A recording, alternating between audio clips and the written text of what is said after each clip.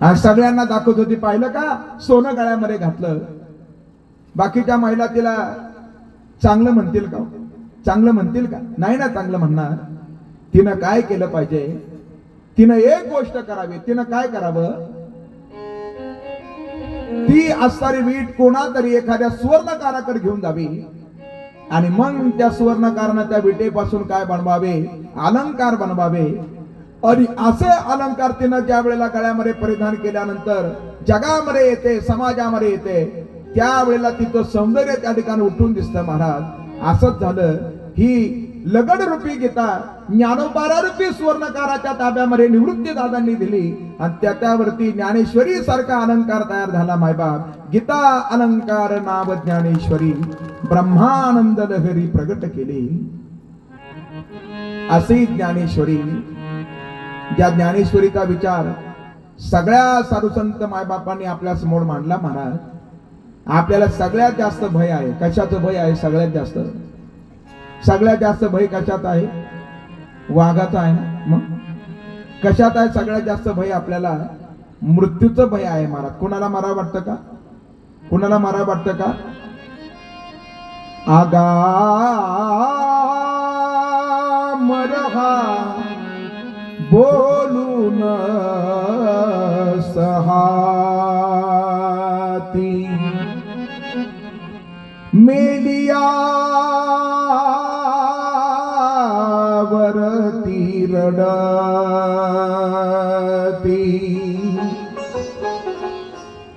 कुणाला मारावं वाटत नाही मायबाप, कुणालाच मारावं वाटत नाही.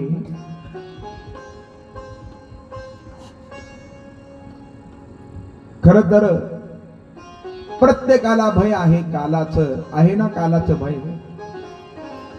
एक साधक शांती ब्रह्मनाथ महाराजांच्या जवळ गेला. महाराज, त्याला त्या ठिकाणी समजलं होतं की साधुसंत मायबाप आपल्याला कालाच्या भयातून निवृत्त होण्याचा उपाय सांगतील. आणि ते नाथ महाराजांच्या जवळ त्या ठिकाणी जाऊन दाखल झालं. नाथांच्या चरणा रविंदावरती त्यानं साष्टांग प्रणिपात केला. मस्तक माझा पायावरी ह्या वारकरी संतांच्या. नाथ महाराजांनी त्याला विचारलं, तुमच्या चेहऱ्यावरचं जे भय मला दिसतंय, नेमकं तुम्हाला भय कशाचं वाटतं? ते म्हणलं, नाथ महाराज, मला भय वाटतं कालाचं भय वाटतं. सांगा ना तुम्ही, कालाच्या भयातून निवृत्त होण्याचं साधन सांगा. आणि मग त्यावेळेला नाथ महाराजांनी त्याला कालाच्या भयातून निवृत्त होण्याचं साधन सांगितलं. महाराज, नाथ महाराजांचे शब्द आहे, तेची ज्ञानेश्वरी वाचे भगता साचे.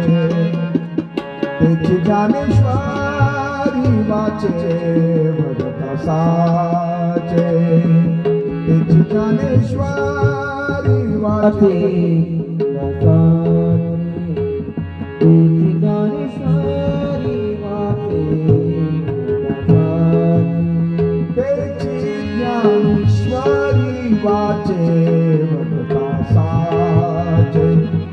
भयकडी काळाते नाही दया, भयकडी काळाते नाही दया. स्वमुखे आपण सांगे, स्वमुखे आपण सांगे.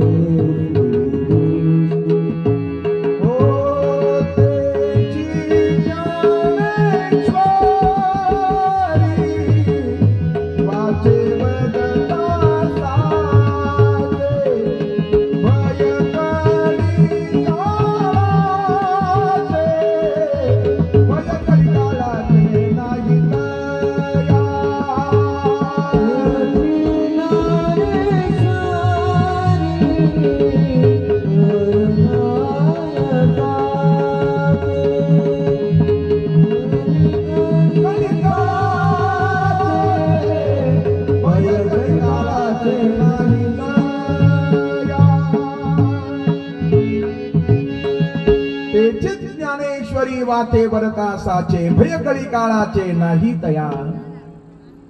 अशा ज्ञानेश्वरी ग्रंथाची निर्मिती झाली माझा.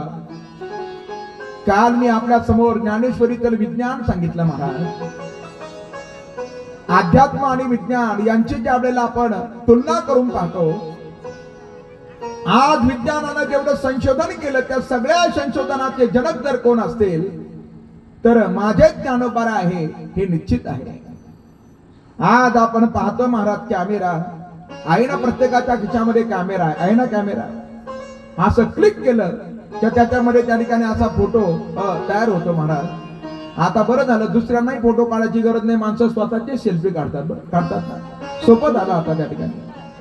आणि नाही आवडला का पुन्हा डिलीट करायचा का लगेच दुसरा काढायचा. बरं, त्याला इफेक्ट सुद्धा देता येतात महाराज. असे वेगळ्या वेगळ्या पद्धतीने आपल्याला पाहता येत. पण या कॅमेऱ्याचा शोध माझ्या ज्ञानोबारांनी लावला. ज्ञानोबारांनी सांगितलं, जेत संसार चित्र उमटे तो मनरूप पटू फाटे जैसे सरोवर आटे मग प्रतिमा नाही. हा ज्ञानोबारांचा शोध आहे. त्याच्या पुढे ऐका, पाऊस कसा पडतो, पाऊस ऐका ना, पाऊस कसा पडतो माझ्याकडे लक्ष द्या. कसा पडतो पाऊस? वरून खाली पडतो, बरोबर, एवढंच सांगता येईल. पाऊस कसा पडतो? समुद्राच्या पाण्याचं बाष्पीभवन होतं, त्याच्या वाफा निर्माण होतात, त्याच्या पासून ढग निर्माण होतात, वाऱ्याच्या माध्यमातून त्या ढगाची हालचाल होते आणि नंतर तो त्याला गारवा लागल्यानंतर पाऊस पडतो, असं आपल्याला विज्ञानानं सांगितलं. पण ज्ञानोबारांनी अगोदर सांगितलं, मी सूर्याचेनी वेसे तपे ते शोषे पाठी इंद्र होऊनी वर्षे मग पुढती भरे. हे ज्ञानोबारांचं असणारं संशोधन आहे. मोती तयार होतो मायबाप. स्वाती नक्षत्रामधला पाण्याचा थेंब जर शिंपल्यामध्ये जर पडला त्याच्यापासून काय तयार होतो? मोती तयार होतो. बरं, त्या पाण्याच्या थेंबाला जर संग जर त्या शिंपल्याचा जर झाला तर त्याचा मोती तयार होतो. संगतीच्या बाबतीमध्ये साधुसंत मायबापांनी सांगितलं, पाण्याचा थेंब जर हातामध्ये जर पडला तर तो पिण्याच्या योग्यतेचा आहे. तो जर घाणीवर जर पडला त्याच्याकडे आपण पाहत नाही. तो तापलेल्या तव्यावरती जर पडला तर त्याचं अस्तित्व संपून जातं. तो जर सर्पाच्या मुखामध्ये जर पडला तर त्याचं विष तयार होतं. आणि तो जर स्वाती नक्षत्रामध्ये असेल, शिंपल्यामध्ये जर पडेल तर त्याचा काय तयार होतो? मोती तयार होतो.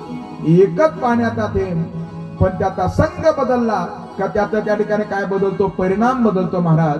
तसं आपण स्वतःला पाण्याचा थेंब समजा, आपला जर संग जर बदलला तर त्याचा परिणाम सुद्धा आपल्या बाजूमध्ये वेगळा वेगळा पडत असतो मायबाप. म्हणून कालच सांगून गेलो, कुसंग जीवनामध्ये टाळा आणि सत्संगती जीवनामध्ये करा. सत्संगती जीवनामध्ये खऱ्या अर्थाने उद्धाराला प्रेरक आहे. कदाचित सत्संगतीमध्ये जाण्यासाठी तुम्हाला विलंब लागत असेल, लागू द्या, पण कुसंग आपण त्वरेनं टाळला पाहिजे महाराज. कुसंग त्वरेनं टाळा. बरं, दुर्जनानं प्रेमानं जरी जवळ घेण्याचा प्रयत्न केला आपण त्याच्या जवळ जाऊ नका. आणि सज्जनानं कितीही आपल्याला दूर हाकलण्याचा प्रयत्न केला तरी सुद्धा सज्जनाचा संग सोडू नका. प्रसंग आम्ही ऐकला, कोण एक व्यक्ती ज्यानं गाव सोडलं होतं, गाव सोडून दुसऱ्या गावामध्ये गेला होता आणि तिथं गेल्यानंतर त्यानं प्रयत्न केले महाराज. त्याच्या प्रयत्नाला भाग्याचा जोड झाला आणि तो आता त्या ठिकाणी काय झाला? धनाढ्य झाला. कारण प्रारब्ध आणि आपला असणारा प्रयत्न दोन्ही एकत्र आले का त्याच्या माध्यमातून आपल्याला संपत्ती प्राप्त होते. दोनही गोष्टी महत्वाच्या, एक भाग्य आणि दुसरं म्हणजे आपला असणारा प्रयत्न. दोन गोष्टी एकत्र आल्या का समृद्धी प्राप्त होते. ज्ञानोबारांचं वर्णन सर्वांना ज्ञात आहे. भाग्याचे निभडसे उद्यमाचे निमिसे मग समृद्धी जाता पैसे घररी गे महाराज ज्ञानेश्वर मावो.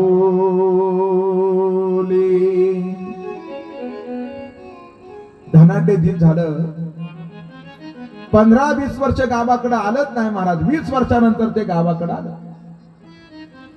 4 व्हीलर गाडीमध्ये आलं होतं. 4 व्हीलर गाडीमध्ये बसून आलं. चकाचक कपडे घातलेले होते. त्या गाडीनं गावाच्या प्रवेशद्वारातून आता प्रवेश केला. सगळे लोक म्हणत होते कोण असेल, कोण असेल, कोण असेल, कोण असेल, कोण असेल. सर्वजण विचार करत होते ऐका. आणि इतक्यामध्ये हे महाशय गाडीतून उतरले. 20 वर्षानंतर गावी दाखल झाले होते. त्याचा बालपणाचा मित्र त्यानं त्याला ओळखलं. महाराज तू कपडे चाकाचक घाल नाही तर कसेही घाल, मी तुला त्या ठिकाणी ओळखलेलं आहे. त्याच्या बालपणाच्या मित्रानं त्याला ओळखलं. आणि त्या बालपणाच्या मित्राचं असं गावाच्या प्रवेशद्वाराजवळच दुकान होतं महाराज. कशाचं? कोळसा विक्रीचं दुकान होतं. ते असं कोळसे विकत होतं महाराज. आणि एक ग्राहक त्याच्या समोर होता. असं कोळसे टाकत होतं. आणि कोळसे टाकता टाकता टाकता त्यानं या मित्राला पाहिलं. अरे 20 वर्षानंतर माझा मित्र आला, आपण त्याला भेटलं पाहिजे. असे कोळसे टाकून दिले. त्याच्याजवळ धावत धावत गेलं. त्याला आलिंगन दिलं महाराज. हे त्याला प्रेमानं आलिंगन देत होतं. पण ज्याला आलिंगन दिलं जात होतं ते असं अंग चोरीत होतं. का अंग चोरीत होतं? कारण याचे कपडे कशाचे होते महाराज? कोळशामुळे याचे कपडे सगळे कसे होते? काळे होते. अरे त्यानं त्याला प्रेमानं जवळ घेतलं. पण त्याचं अंग सर्व काळं होतं. त्याचे हात काळे होते. परिणाम हे सुद्धा काय झालं? काळं झालं महाराज. दुर्जनानं प्रेमानं जरी जवळ घेतलं तरी सुद्धा कलंक लागण्याचा भय आहे. आणि त्यापुढे ऐका, तेच पुढं पुढं चालत गेलं. 20 वर्षापूर्वी त्यानं अत्तर खरेदी केलं होतं. काय माणसांना त्या ठिकाणी छंद आहे महाराज, अत्तराचा छंद आहे बरं. असं अत्तर खरेदी केलं होतं. आणि नेमकं त्यानं त्याची उधारी दिलेली नव्हती. 20 वर्षापूर्वी तर ग्राहक बरोबर दुकानदारांना ओळखलं महाराज. 20 वर्षापूर्वी माझ्याकडून माल घेऊन गेला आणि यानं पैसे दिलेच नाही. अत्तर विक्री करता करता ते उठलं, धावत धावत आलं. 2-3 त्याच्या कानशिलामध्ये लावल्या. का रे उधारी कोण देईल? त्यानं रागावून मारलं होतं महाराज. मारू द्या, पण त्याचे हात अत्तराचे होते ना. अत्तराच्या हातानं त्यानं ताडण केलं. पण त्याचे हात अत्तराच्या हातामुळे 4 दिवस त्या अत्तराचा काय गेला नाही, सुगंध गेला नाही महाराज. ज्याला कळेल त्याला कळेल. दुर्जनानं जवळ घेतलं तरी सुद्धा कलंक आहे. आणि सज्जनानं रागावून मारलं तरी सुद्धा सुगंध आहे. तरी सुद्धा आपलं त्या ठिकाणी उद्धार आहे. म्हणून सज्जनानं आपल्याला दूर जरी लोटण्याचा प्रयत्न केला त्याच्यापासून दूर जाऊ नका. आणि दुर्जनानं जवळ घेण्याचा प्रयत्न केला तरी सुद्धा आपण जवळ जाऊ नका महाराज. आपल्या जीवनाचा काय होईल? उद्धार होईल. संगत कराल तुम्ही राजाची, तो राजा तुम्हाला त्याचा दास बनवेल. पण संगत जर तुम्ही जर एखाद्या महात्म्याची जर कराल तर महात्मा तुम्हाला भगवंताची भेट करून देईल. आपण त्या ठिकाणी ठरवून घ्या संगत कुणाची करायची, त्याला महत्व आहे. पाण्यानं संगत केली महाराज. कशाची? त्या शिंपल्याची संगत केली. परिणाम त्या पाण्याच्या थेंबाचा काय झाला? मोती झाला. ज्ञानोबारांनी 750 वर्षापूर्वी ज्ञानेश्वरी मध्ये लिहून ठेवलं होतं. स्वातीचे पाणी होती जरी मोती तरी अंगी सुंदराची का शोभती ती. सगळ्या शोधाचे जनक जर पाहू जर गेलं तर विश्व माऊली ज्ञानोबाराय त्या ठिकाणी आहे महाराज. आणि अशा नेवाचा क्षेत्रामध्ये आता ज्ञानेश्वरीचं प्राकट्य झालं. आणि आता हे चारही भावंड ज्यांनी नेवाचा क्षेत्र त्या ठिकाणी सोडलं महाराज, आणि सर्वजण आता निघालेले आहे. निवृत्ती दादा, सोपान काका, ज्ञान दादा, छोटीशी मुक्ता, तो रेडा आणि त्या रेड्याचे मालक असणारे कोळी बाबा, हे सर्वजण आता निघालेले आहे. सच्चिदानंद बाबा सुद्धा आता त्यांच्या सोबत निघाले बरोबर. आणि आशा नेवाच्याच जे आराध्य दैवत आहे ते म्हणजे त्या ठिकाणी म्हाळसा. त्या म्हाळसेला वंदन केलं. आदिशक्ती माता वंदुनिया म्हाळसा, मग तेथोनी सरिसा चालिये. नेवासा क्षेत्रातून पुढे प्रवास करत करत करत करत करत राहुरी तालुक्यामध्ये ब्राह्मणी नावाचं गाव आहे बरं. त्या ब्राह्मणी गावापर्यंत आता हे सर्वजण येऊन दाखल झाले. त्या ब्राह्मणी गावामध्ये मुक्ताईचं फार सुंदर मंदिर आहे बरं. आदे आपण कधी जर जाल, राहुरी तालुक्यामध्ये ब्राह्मणी नावाचं गाव आहे. जी शिंगणापूरला जात आहेत ना, शिंगणापूरला जे भाविक जात आहेत, तर रस्त्यामध्ये त्या ठिकाणी सोनईच्या अलीकडं ब्राह्मणी नावाचं गाव आहे. आणि अशा ब्राह्मणी गावामध्ये येऊन दाखल झाल्यानंतर निवृत्ती दादांनी ज्ञानोबारांना सांगितलं, ज्ञाना, मला जरा तुझा हा भगवत भक्तीचा जो अनुभव आहे तो अनुभव मला जरा वर्णन करून सांग. आणि मग तो अनुभव ज्ञानोबारांना वर्णन करून सांगायचा होता. कार्तिक वद्य शके 1212 आषाढी तिथी आहे. आणि त्या समयाला जे ब्रह्म आसार सर्वत्र व्याप्त आहे, त्या ब्रह्माविषयी ज्ञाना तुझा काय अनुभव आहे तो मला जरा वर्णन करून सांग. आणि मग पुन्हा एकदा ज्ञानोबारांनी आपल्या अंतःकरणामधला जो अमृत अनुभव आहे तो निवृत्ती दादांच्या समोर काय केला, प्रगट केला. आणि अमृत अनुभव सारख्या ग्रंथाची काय झाली, निर्मिती झाली. बरं, आई से ये निरुपाधिके जगाची जिये जनके, ती वंदिली मिया मुडके देवो देवी, जो प्रियेची प्राणेश्वरी, उलते आवडीचे सरोभरी, चारू स्थळी एका हरी एकांगाची. ज्या खांबाला टेकून ज्ञानोबारांनी अमृत अनुभव सांगितला, तो खांब आजही आपल्याला ब्राह्मणी गावामध्ये पाहायला भेटतो. ज्या खांबाला टेकून ज्ञानोबारांनी ज्ञानेश्वरी सांगितली, नेवासा क्षेत्रामध्ये आजही आपण सर्वजण जातो, खांबाचं दर्शन घेतो. महाराज घेतो ना, गेले असतील बहुतेक भाविक त्या ठिकाणी गेले असतील. खांबाचं दर्शन, त्याला पैज खांब म्हटलं जातं. खांबाला टेकून ज्ञानेश्वरी लिहिली. ऐका सर्वजण, खांबाला टेकून लिहिली ज्ञानेश्वरी. याचा अर्थ ज्ञानोबारांनी खांबाकडे काय केली, काय केली, पाठ केली ना.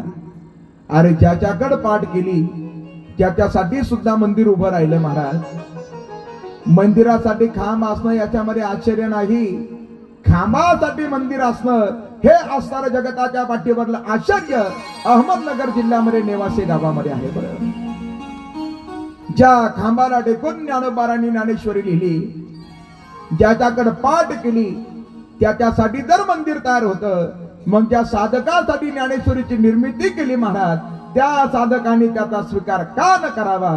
त्या ज्ञानेश्वरीचा आपण स्वीकार करा, निश्चित स्वरूपाने स्वीकार करा.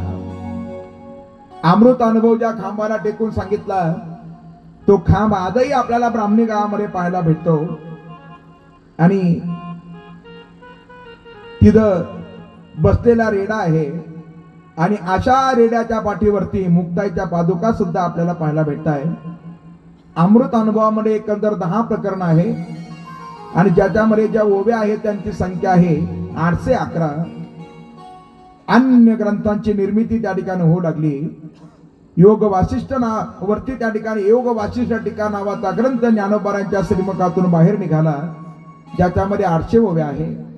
आनंद लहरी, स्वात्मानुभव, स्वात्मपत्र, ज्ञानपाठ, शुकाष्टक, नवे उत्तर गीता, गायत्री टीका, पंचकरण, प्राकृत गीता असे ग्रंथ ज्ञानोबारांच्या मुखातून सहज बाहेर येऊ लागले. महाराज, आली मुखा वाटे अमृत वचने. आणि आता सच्चिदानंद बाबा सर्वांचं काय करतायत, लिखाण करतायत. काय काय ग्रंथ लिहिले महिपती महाराजांनी वर्णन करून सांगितलं. अमृतानुभव आनंद लहरी, ग्रंथ सिद्ध केला ज्ञानेश्वरी, संस्कृत प्राकृत वशिष्ठ वैखरी, वदविली माझी वशिष्ठ गीतेची टीका, ग्रंथ संचिलाने टका, भावार्थ काढिला श्लोका, करोनी रचना दाबी. आयुष्यातील प्रत्येक क्षण त्यांनी काय लावला, सार्थकी लावला. महाराज, वाङ्मय रचना त्या ठिकाणी ज्ञानोबारांच्या माध्यमातून होते. आणि जो जो दिवस उगवला तो तो ज्ञानदेवे सफल केला, पदपदांतर कथिला तेने आत्मा राम संतोषे. आणि असे ज्ञानोबाराय आता अभंग रचना करू लागले. महाराज, ब्राह्मणी गावावरून त्या ठिकाणी आता प्रवास पुढे सुरू झाला. फुलतांबा क्षेत्राच्या दिशेनं ज्ञानोबारांच्या सोबत सर्वच्या सर्व आता त्यांचे बंधू कोळी बाबा, सच्चिदानंद बाबा, रेडा सर्वजण आता प्रवास करत चालले. मार्गी चालत स्वानंद भरित सप्रेम हरीचे गुण वर्णित, नाना परी चातुर्य कवित्व नवरस उत्पत्ती करीता ती. आणि अशा फुलतांबा क्षेत्रामध्ये योगीराज चांगदेव महाराजांचं वास्तव्य आहे. जे चांगदेव महाराज ज्यांनी समाधी अवस्था प्राप्त करून घेतलेली आहे, अशा फुलतांबा क्षेत्रामध्ये गेल्यानंतर पाहिलं एक योगी महापुरुष ध्यानस्थ आहे. त्यांच्या समोर काही प्रेत पडलेले आहे. वर्षातून एकदा समाधीतून ते बाहेर येत होते आणि ते कृपा कटाक्ष निहाळलेले या ज्ञान सगळ्या प्रेतांकडे पाहत होते. आणि मग त्याच्यामधलं एखादं भाग्यवान प्रेत काय व्हायचं, जिवंत व्हायचं आणि मग बाकीच्या प्रेतांचा अंत्यविधी केला जायचा. असा त्या ठिकाणी तिथला प्रघात होता. चारही भावंड तिथं दाखल झाले. 4 भावंडांमध्ये मुक्ताईनं विचारलं, म्हणे हे बाबा कोण आहे? त्यावेळेला त्यांच्या शिष्याने सांगितलं, हे योगीराज चांगदेव महाराज आहे. हे सर्व प्रेत त्यांच्या समोर कशा पायी मांडले? म्हणे ते वर्षातून एकदा समाधीतून बाहेर येत आहेत आणि सर्वांवरती दृष्टी टाकल्यानंतर एखादं भाग्यवान प्रेत सचेतन होतं. मुक्ताईला समजलं महाराज. आणि अशा मुक्ताईनं इकडं तिकडं पाहिलं, तिथं एक हाड पडलेलं होतं. ते मुक्ताईनं आपल्या हातामध्ये घेतलं आणि असं हाड आपल्या हातामध्ये घेऊन सर्वच्या सर्व प्रेताला मुक्ताईनं काय मारली, प्रदक्षिणा मारली आणि ते हाड मुक्ताईनं फेकून दिलं. ते हाड एका कुत्र्याच्या पिलाचं होतं. मुक्ताईनं ते हाड असं दूर टाकल्याबरोबर त्याच्यातून ते कुत्र्याचं पिलू प्रगट झालं. तेही पळून गेलं. पण ऐका ना, ज्या योगीराज चांगदेव महाराजांच्या कृपा कटाक्षानं एक प्रेत जिवंत होत होतं, भाग्यवान प्रेत जिवंत होत होतं. आज मुक्ताईनं सर्वांकडे त्या ठिकाणी कृपेनं पाहिलं आणि पाहता पाहता सर्वच्या सर्व प्रेत काय झाली, जिवंत झाली. सगळ्यांना त्या ठिकाणी मुक्ताईचा हा महिमा समजला महाराज. सर्वच्या सर्व प्रेत जिवंत झाली. निळा म्हणे जी ही प्रेते जीवविली, वरदे उपजविली स्त्रिया बाळे. त्यांचे नवल कोण तारिती जडजीवा, या लागी घडावा सतसंग. प्रेत सुद्धा जिवंत करतायत, असा संतांचा त्या ठिकाणी महिमान आहे. कालच आपण ऐकलं ना, कैसा वासुदेव बोलतोय बोल, कैसा वासुदेव बोलतोय बोल, कैसा वासुदेव बोलतोय बोल, कैसा वासुदेव बोलतोय बोल, कैसा वासुदेव बोलतोय बोल बोल, कैसा वासुदेव बोलतोय बोल, वासुदेव बोलतोय बोल, कैसा वासुदेव बोलतोय बोल.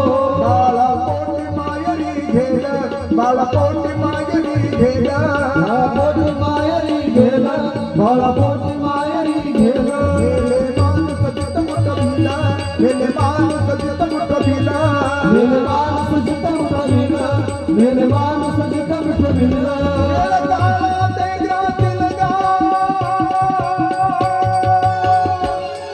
वासुदेव बोलतोय बोल बोल, कैसा वासुदेव बोलतोय बोल, वासुदेव बोलतोय बोल, कैसा वासुदेव बोलतोय बोल, कैसा वासुदेव बोलतोय बोल, कैसा वासुदेव बोलतोय बोल, कैसा वासुदेव बोलतोय बोल, कैसा वासुदेव बोलतोय बोल. वासुदेव बोलत बोल, बाळा पोटी मायरी घेला, मेरे माणूस जित उठविला, वेळ काळा ते ग्रासी लगा. कैसा वासुदेव बोलत बोल, बाळा पोटी मायरी घेला, मेरे माणूस जित उठविला, वेळ काळा ते ग्रासी लगा.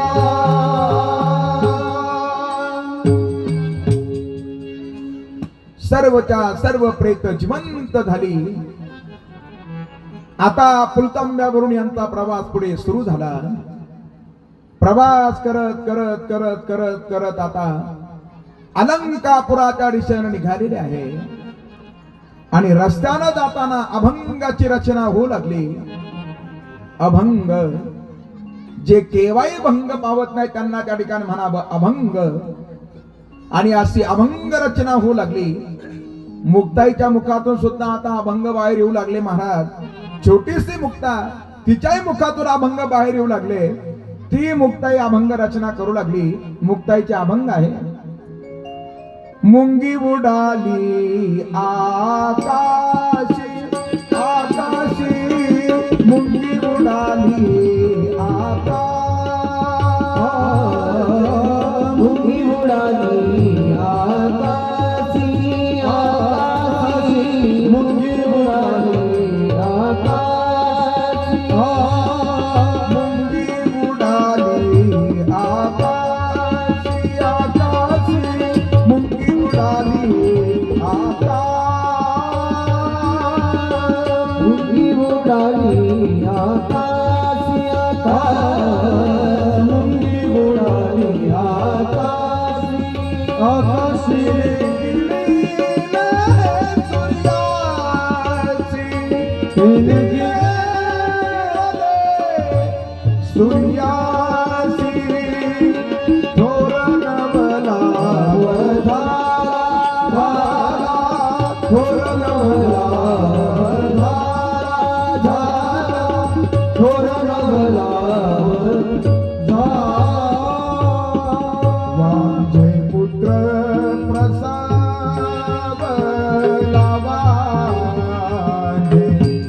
वांझे पुत्र प्रसावला, वारी पुत्र प्रसावला,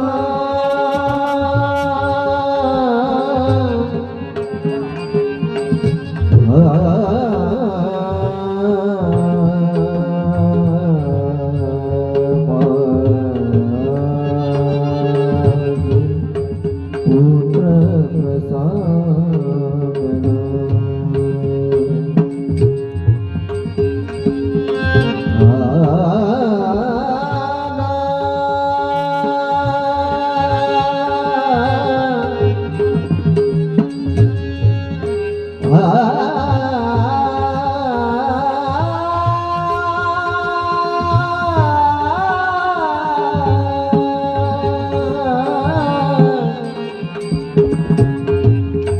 माझे पुत्र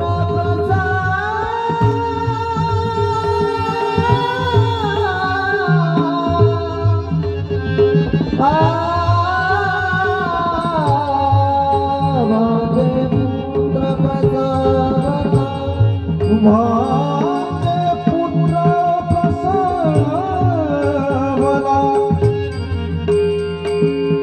वांझे पुत्र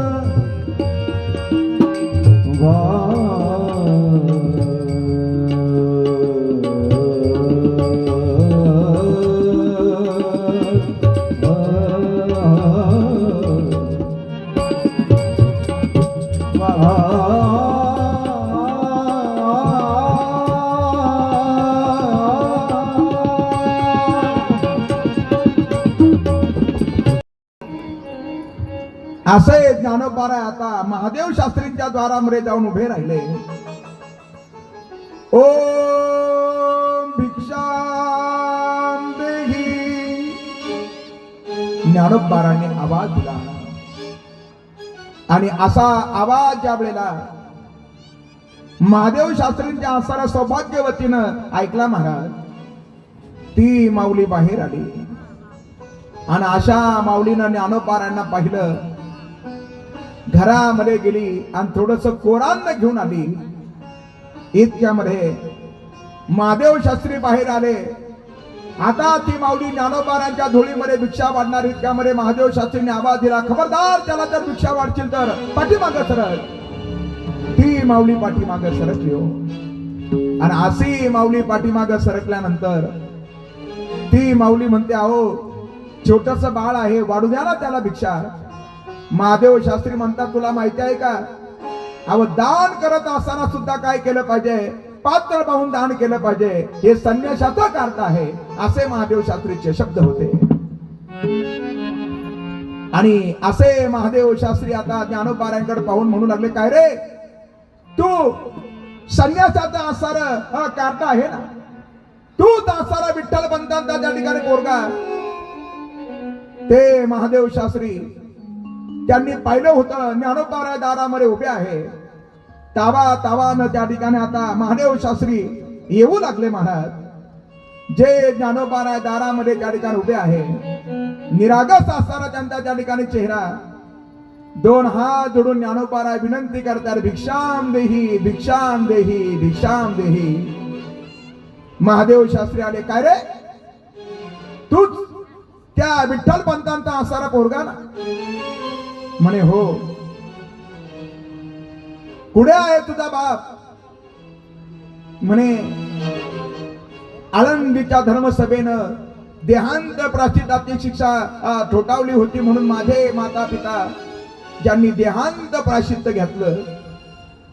महादेव शास्त्री म्हणू लागले, मग तू कशासाठी थांबला, त्यांच्या बरोबर का केला नाही? ज्ञानोबारायांचा अंतकरण त्या ठिकाणी व्यथित झालं. महाराज चल चालता हो, माझ्या दारामध्ये अजिबात थांबू नको, हे महादेव शास्त्रींचे शब्द आहे.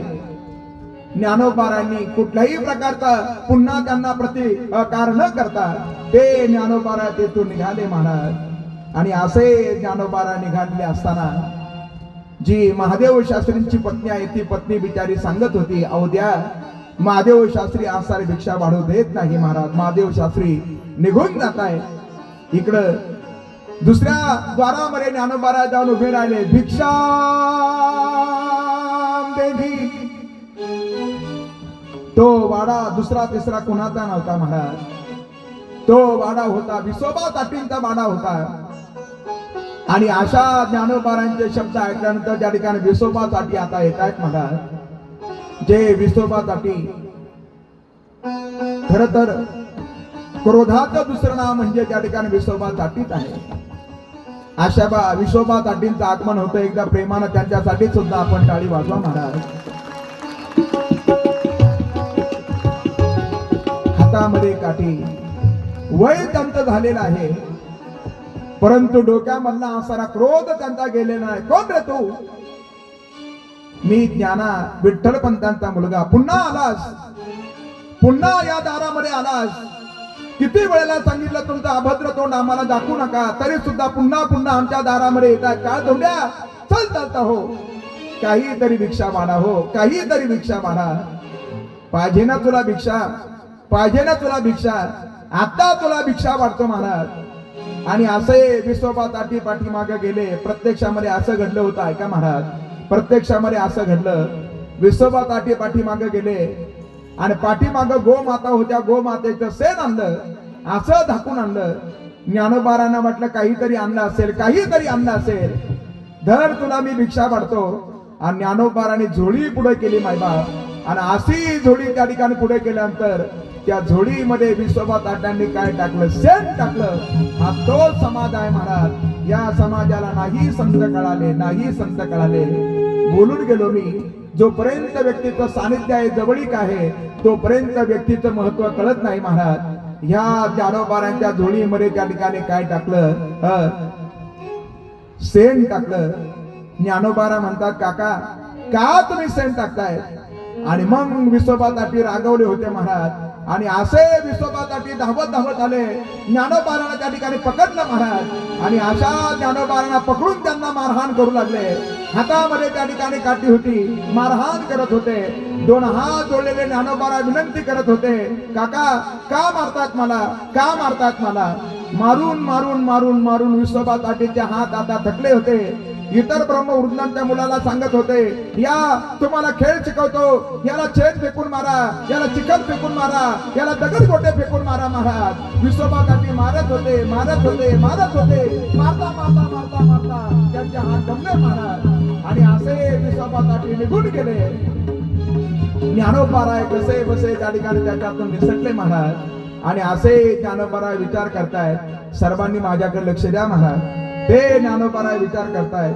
ज्ञानोबारायांचा विचार चालला, म्हणे अरे माझ्यासाठी आम्हा भावंडांना आता एक प्रतिष्ठा प्राप्त व्हावी, आमचं मौजी बंधन व्हावं म्हणून आमच्या माता पित्यांनी आमच्यासाठी देहांत प्राश्चित्य घेतलं. या आळंदीच्या धर्मसभेनं न्याय दिला होता, तुम्हाला देहांत प्राश्चित्य घ्यावं लागेल. आणि आमच्यासाठी आमच्या माता पित्यांनी देहांत प्राश्चित्य घेतलेलं असताना ज्या माता पित्यांनी पत्रामध्ये लिहून ठेवलं होतं, बाळांनो जा, आळंदीची धर्मसभा तुम्हाला न्याय देईल, अरे तेच स्वतःच्या माता पित्यांनी आमच्यासाठी समर्पण केलेलं असताना सुद्धा का आमचा स्वीकार करत नाही, का स्वीकार करत नाही? अरे ज्या रेड्याच्या मुखातून वेद बोलवला, एवढं त्या ठिकाणी करून सुद्धा समाज आमचा स्वीकार का करत नाही? ज्ञानोबाराय उद्विग्न झाले. एक व्यक्ती त्या ठिकाणी घोड्यावरती बसून येत होते. ज्ञानोबारायांचं दर्शन त्या ठिकाणी घडलं महाराज. अभद्राचं दर्शन घडलं म्हणून फार मनामध्ये राग उफाळून आला. असं जवळ जवळ जवळ जवळ त्या ठिकाणी ज्ञानोबारांना बोलावलं. ज्ञाना ज्ञाना म्हणत होते, वरून जरी ज्ञाना म्हणत होते, पण आतून फार राग उफाळून आलेला होता. आणि अशा ज्ञानोबारांना जवळ घेऊन ज्ञानोबारांच्या छातीमध्ये पायताना सहित लाथ मारली होती महाराज. आणि मग ज्ञानोबारा उद्विग्न झाले, काय करावं काय करावं? ज्ञानोबारांना त्या ठिकाणी आता उद्विग्नता प्राप्त झाली. या समाजानं फार संतांना त्रास दिला महाराज, फार संतांना त्रास दिला. त्यांच्या दुःखाशी जरा आपण आपल्या दुःखाशी तुलना करा. आपलं दुःख त्या ठिकाणी आपल्याला काय वाटेल? कमी वाटेल. अरे यांचं सामर्थ्य सर्वसामान्य नव्हतं महाराज. रेड्याच्या मुखातून वेद बनवण्याचं ज्यांचं सामर्थ्य आहे, अरे भिंत चालवण्याचं ज्यांचं सामर्थ्य आहे, ज्या रेड्याला पावन करण्याचं सामर्थ्य, निर्जीव भिंतीला चैतन्य आणण्याचं सामर्थ्य, गीतेवर टीका करण्याचं सामर्थ्य ज्यांच्याकडे आहे, त्यांच्या एका शापानं समोर त्याचा काय झाला असता? मृत्यू झाला असता. पण तरी सुद्धा यांनी सर्व सहन केलं महाराज. तुका म्हणे संत आणि सोसी जगाचे आघात. ज्ञानोबारांच्या डोळ्यातून घळघळ घळघळ अश्रुधारा वाहू लागल्या. कुठपर्यंत त्या ठिकाणी असं जीवन जगायचं? आता जीवन त्या ठिकाणी नकोसं वाटतं. आणि ते ज्ञानोबारा धावत धावत निघाले मायबाप. सिद्ध बेटाच्या दिशेने ज्ञानोबारा धावत धावत निघाले. अशा सिद्ध बेटाच्या दिशेने ज्ञानोबारा जात आहेत. आणि ते ज्ञानोबारा धावत गेले. धावणारे ज्ञानोबाराय आपली आसारी जी कुटिया आहे, त्या कुटियामध्ये ज्ञानोबाराय प्रवेश करतायत महाराज. त्याची ताटी त्या ठिकाणी उघडली आणि ज्ञानोबारांनी कुटियामध्ये प्रवेश केला आणि ताटी लावून घेतली. निवृत्ती दादा, सोपान काका, मुक्ताई त्या ठिकाणी विचार करताय, अरे ज्ञाना धावत आला आणि का ज्ञानानं आतमध्ये प्रवेश केला असेल? निवृत्ती दादा उठून उभे राहिले, हाक मारले, ज्ञाना, हे ज्ञाना, ज्ञाना ताटी उघड रे ज्ञाना. निवृत्ती दादांचे शब्द आहे. ज्ञानोबारा ताटी उघडत नाही. अरे ऐक रे ज्ञाना, असा रागे भरू नको, ताटी उघड ज्ञाना. नाही, निवृत्ती दादांचे शब्द ज्ञानोबारांनी ऐकले महाराज. ज्ञानोबारा ताटी उघडत नाही. निवृत्ती दादांचे प्रयत्न असफल झाले. सोपान काका उठले आणि ते सोपान काका हात मावलाले, ज्ञान दादा, ओ ज्ञान दादा ताटी उघडा, ओ ज्ञान दादा ताटी उघडा. सोपान काकाची सुद्धा विनंती आहे मायबाप. नाही, ज्ञानोबाराय आता ताटी उघडत. या समाजामुळे हे सर्व ज्या ठिकाणी घडतंय महाराज, सर्वजण ऐका. या समाजामुळं ज्ञानोबाराय आता ताटी लावून बसलेले आहे. जी माणसं सत्याच्या मार्गाने चालतात, समाज त्यांना त्या ठिकाणी त्रासच देतो महाराज. हे सर्वांनी लक्षात ठेवा. समाज असा आहे, आपण कितीही गोड जीवन जगा, कितीही चांगलं जीवन जगा, अरे गोड जीवन असं त्या ठिकाणी उसाचं, हा समाज त्याला पिळून पिळून त्या ठिकाणी खातो महाराज. ही समाजाची आचार रीत आहे. गोड जीवन होतं माझ्या ज्ञानोबारांचं, सात्विक जीवन होतं ज्ञानोबारांचं. आणि आता त्यांना उद्विग्नता प्राप्त झाली. सोपान काकाची विनंती थांबली महाराज. आणि आपल्या भावंडांच्या कपडे धुण्यासाठी इंद्रायणी तटावर गेलेली मुक्ताई, त्या मुक्ताईला ही गोष्ट समजली महाराज. आणि चिमुरडी मुक्ता धावत धावत आली. आणि अशी चिमुरडी मुक्ता आता त्या ताटीच्या जवळ येते. सर्वात छोटी आहे बरं, सगळ्यात छोटी आहे. आणि अशी मुक्ता त्या ताटीच्या छिद्रातून आतमध्ये पाहते महाराज, आतमध्ये पाहते. आणि आतमध्ये मुक्ताईनं पाहिलं महाराज, ज्ञानोबारांनी सिद्धासन घातलेलं आहे. आणि सिद्धासन घातलेल्या ज्ञानोबारांच्या डोळ्यातून घळघळ घळघळ घळघळ अश्रुधारा वाहत आहे. चिमुरड्या मुक्तेनं दोन हात जोडले. चिमुरडी मुक्ता म्हणते, दादा, ओ ज्ञान दादा, रडू नका, ओ रडू नका. ज्ञान दादा तुम्ही रडू नका. अहो कधीतरी मलाही रडावं वाटतं, कधीतरी सोपानाला सुद्धा रडावं वाटतं. तुमच्या मांडीवरती डोकं ठेवून आम्हाला सुद्धा रडावं वाटतं ज्ञानदादा. आणि तुम्ही जर असे जर रडायला जर लागले तर आम्ही कुणाच्या मांडीवरती डोकं ठेवून रडायचं सांगा. अहो आई बापा तुमच्या बरोबरच्या वरती सोडून निघून गेले ज्ञानदादा. रडू नका ज्ञानदादा, रडू नका. छोट्याच्या मुक्ताची तुम्हाला विनंती आहे, रडू नका हो ज्ञानदादा, रडू नका. सांगितलं मला पत्रामध्ये त्या ठिकाणी लिहून ठेवलंय, मुक्ता तू सर्वांची आई हो, सर्वांची आई हो. ज्ञानदादा मी तुम्हाला विनंती करते हो, मला माहिती आहे तुम्ही निवृत्ती दादांचं नाही ऐकलं, मला माहिती आहे तुम्ही सोपान काकांचं सुद्धा नाही ऐकलं, पण आज छोटीशी मुक्ता तुम्हाला विनंती करते ज्ञानदादा, तुम्हाला ताठी उघडावी लागेल ज्ञानदादा, ताठी उघडावी लागेल. मुक्ताईनं फार सुंदर दृष्टांत त्या ठिकाणी दिला. मुक्ताई म्हणू लागली, ज्ञानदादा जर बोलता बोलता जर आपली जीभ जर दाताखाली जर आली तर कोणी आपले दात पाडले का? नाही ना दात पाडत. मुक्ताईचे शब्द आहे, जीभ दाता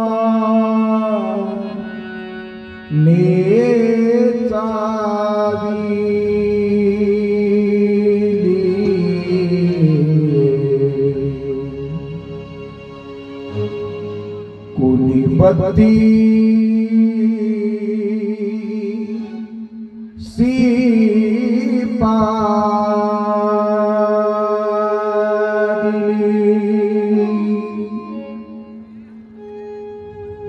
मिथ्या कल्पना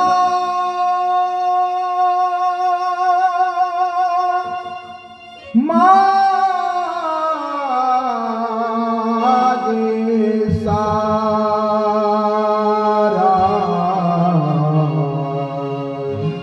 दादा नाही तुम्ही निवृत्ती दादांचं ऐकलं, नाही तुम्ही सोपान काकांचं ऐकलं, पण ही चिमुरडी मुक्ता तुम्हाला विनंती करते दादा, ज्या मुक्तेला तुम्ही पाठीवरती खेळवलं ती मुक्ता तुम्हाला विनंती करते, ताटी उघडा ज्ञानेश्वरा, ताटी उघडा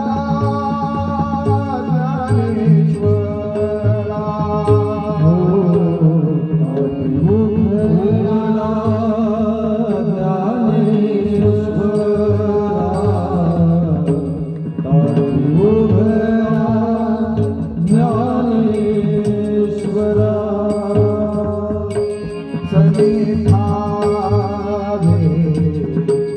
लोखंडाचे मग ब्रह्म पदिनाचे मन मारोनी मन करा, मन मारोनी मन करा.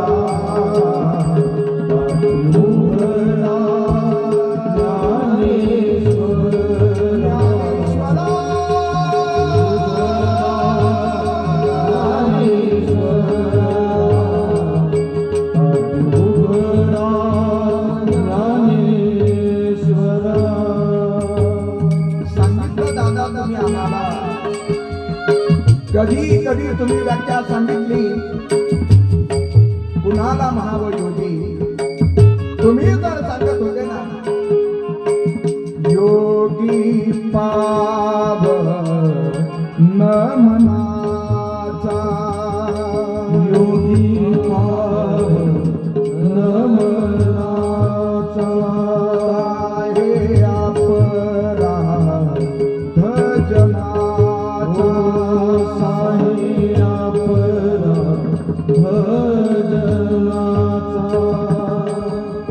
जरी दादा समाजाचे शब्द क्लेश देणारे असतील, विश्व जरी त्या ठिकाणी रागानं तापलेलं असेल, आपण दादा काय व्हा, पाणी व्हा. विश्वरागे झाले वनी, विश्वरागे झाले वनी,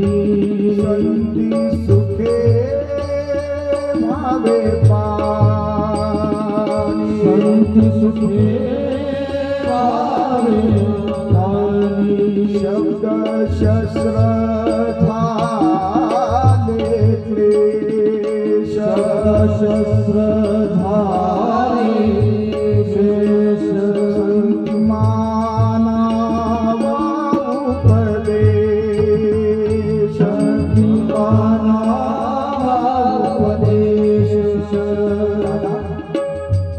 हे जगत म्हणजे एक प्रकारचं वस्त्र आहे, एक प्रकारचा पट आहे. आणि जसे त्या वस्त्रामध्ये काही धागे सरळ असतायत आणि काही धागे काय असतायत वाकडे असतायत. दादा अहो आडवे धागे आहे म्हणून तर सरळ धाग्याला जशी किंमत आहे ना. समाजामध्ये जर दुर्जन जर नसते तर सज्जनाची किंमत सुद्धा वाढली नसती. अरे बोरी बाबळीची झाडं जर नसती तर चंदनाच्या झाडाला सुद्धा किंमत प्राप्त झाली नसती.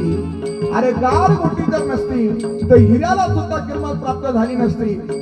कसं दादा समाजामध्ये दुर्जन आहे म्हणून तर सज्जनाला किंमत आहे.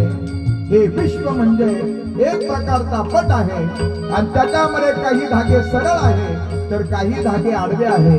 मुक्ताईचे शब्द आहे विश्वपट ब्रह्मदोरा विश्वपट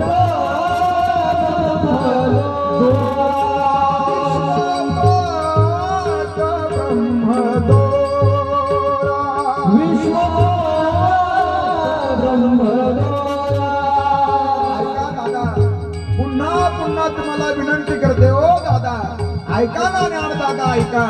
दाटी उघडा ज्ञानेश्वरा दाटी उघडा ज्ञानेश्वरा दाटी उघडा ज्ञानेश्वरा ज्ञानेश्वरा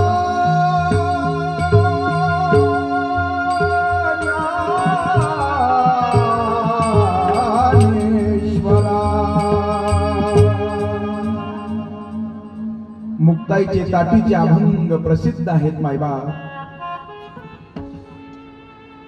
सुख सागरी वास झाला उच्च नीच काय त्याला आघो आपण जैसे भावे देव तैसेची करावे इतुके टाकुनी शांती धारा ताटी उघडा उघडा उघडा उघडा उघडा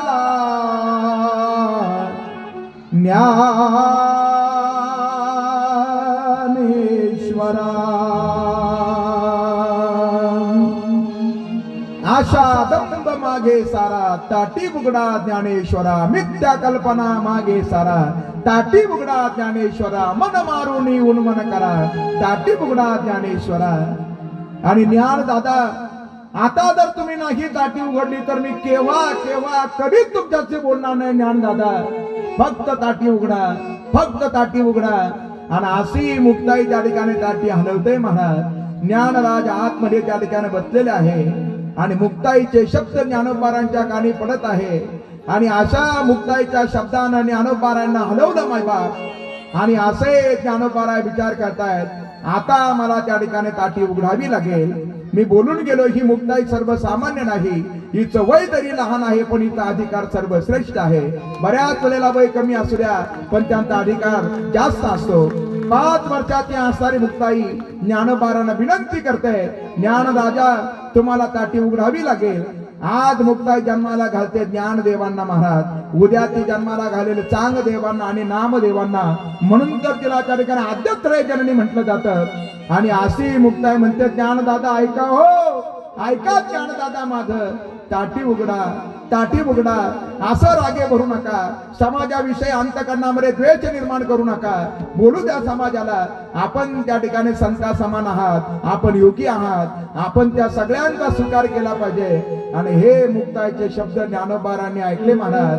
निवृत्ती दादांच्या शब्दाने जो ज्ञानोबारांनी ताटी उघडली नव्हती, सोपानाच्या विनंतीनं जी ताटी उघडली नव्हती, आज ज्ञानोबाराय त्या ठिकाणी उठले महाराज. आणि अशा ज्ञानोबारांनी ती ताटी उघडली महाराज. आणि अशी ज्ञानोबारांनी ताटी उघडली आणि ते ज्ञानोबाराय ताटीतून बाहेर येत आहे. आणि ते ज्ञानोबाराय ज्या वेळेला ताटीतून बाहेर आले आणि अशी मुक्ता ज्ञानोबारांच्या दिशेने त्या ठिकाणी धावते. त्या ज्ञानोबारांना आलिंगन देते महाराज. दादा तुम्ही त्या ठिकाणी रागवले होते, दादा तुम्ही रागवले होते. असं पुन्हा ताटी लावून बसू नका, असं पुन्हा ताटी लावून बसू नका. निवृत्ती दादा उठतायत, सोपाना उठतायत महाराज. आणि सर्वजण त्या ठिकाणी ज्ञानोबारांना काय घेतायत, जवळ घेतायत महाराज. हा हे असणारा त्यांचं त्या ठिकाणी काय आहे, जीवन आहे महाराज. या समाजाच्या आचारा शब्दामुळं कधीतरी महात्म्याला सुद्धा काय व्हावं लागतं, रुष्ट त्या ठिकाणी व्हावं लागतं महाराज. आणि अशा रुष्ट महात्म्याला सुद्धा पुन्हा आपल्या पदापर्यंत पोहोचवणारी जर कोण आहे, स्वकार्याविषयी जागृती प्रदान करणारी जर कोण आहे, ती चिंगुर्डी मुक्ताई आहे महाराज. त्या मुक्ताईसाठी प्रेमानं आपण बुलंद टाळी वाजवा. ज्ञानोबारांनी त्या ठिकाणी काय उघडलेले आहे, ताटी त्या ठिकाणी उघडलेली आहे महाराज. आणि सर्वजण त्या ठिकाणी मुक्ताईचा जय जयकार करतायत. आदिशक्ती मुक्ताई माता की जय.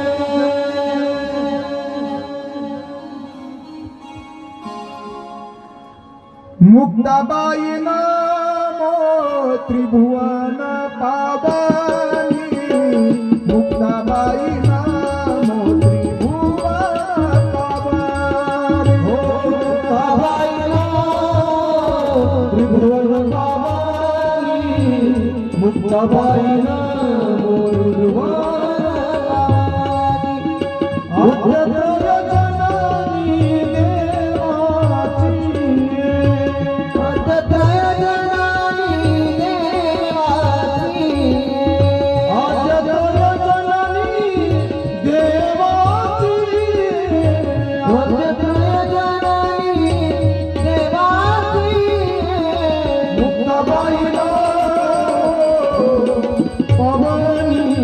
मुक्ताबाई नामो त्रिभुवन पावनी, मुक्ताबाई नामो त्रिभुवन पावनी, मुक्ताबाई नामो त्रिभुवन पावनी.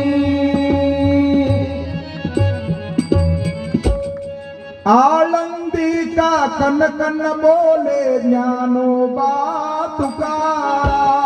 आळंदी का कन कन बोले ज्ञानोबा तुकारा. आळंदी का कन कन बोले ज्ञानोबा तुकारा. आळंदी का कन कन बोले ज्ञानोबा तुकारा. ज्ञानोबा माऊली माऊली तुकारा. ज्ञानोबा माऊली माऊली तुकारा. ज्ञानोबा माऊली माऊली तुकारा. ज्ञानोबा माऊली माऊली तुकारा. ज्यांना पावली खेळता येईल ते खेळू शकतात. 2 मिनिटं संकीर्तन होणार आहे, जेणेकरून या ठिकाणी आपल्याला पुढील प्रसंग ऐकायचा आहे महाराज. थोडे आपले गुडघे बोलत असतील तर आपण उभं राहून संकीर्तन करू शकता. हो. आळंदी का कन कन बोले ज्ञानोबा तुकारा. आळंदी का कन कन बोले ज्ञानोबा तुकारा. आळंदी का कन कन बोले ज्ञानोबा तुकारा. आळंदी का कन कन बोले ज्ञानोबा तुकारा. इंद्रायणी का जलपी बोले ज्ञानोबा तुकारा. इंद्रायणी का जलधी बोले ज्ञानोबा तुकारा. इंद्रायणी का जलपी बोले ज्ञानोबा तुकारा. इंद्रायणी का जलधी बोले ज्ञानोबा तुकारा. ज्ञानोबा तुकारा. ज्ञानोबा तुकारा. ज्ञानोबा तुकारा.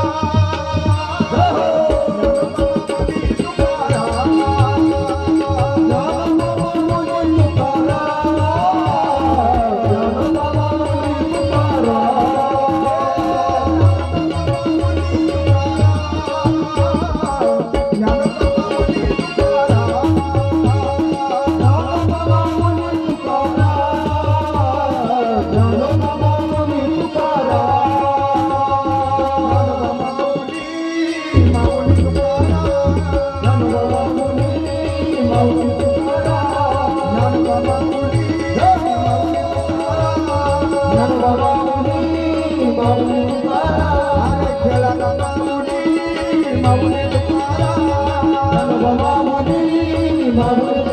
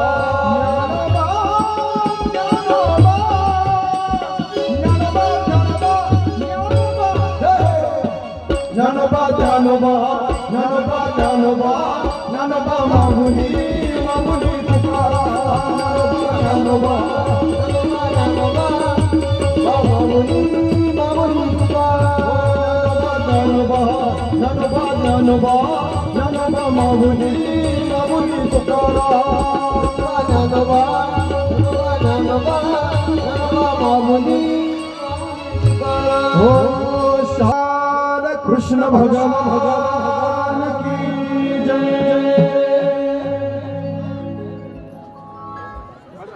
ज्ञानोबारायांनी ताटी उघडले. चारही भावंडांना आता आनंद प्राप्त झाला आणि सर्वजण ज्ञानोबारायांचं चिंतन करू लागले.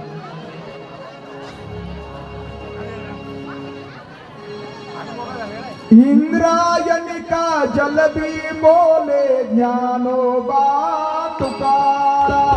इंद्रायण का जल भी बोले ज्ञानोबा तुकारा. इंद्रायणी का जल भी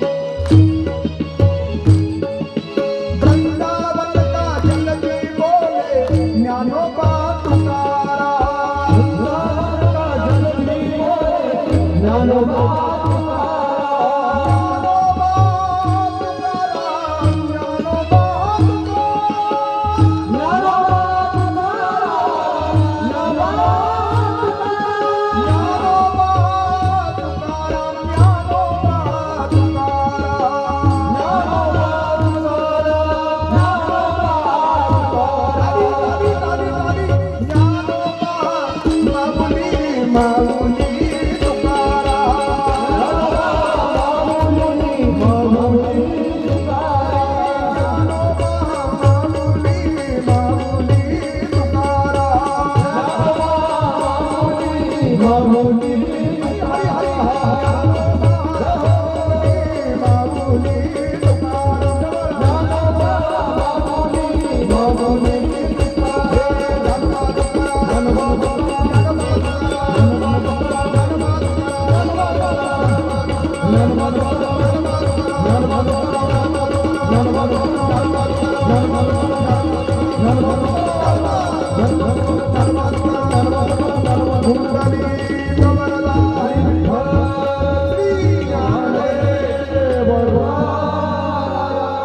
ज्ञानोबा तुकाराम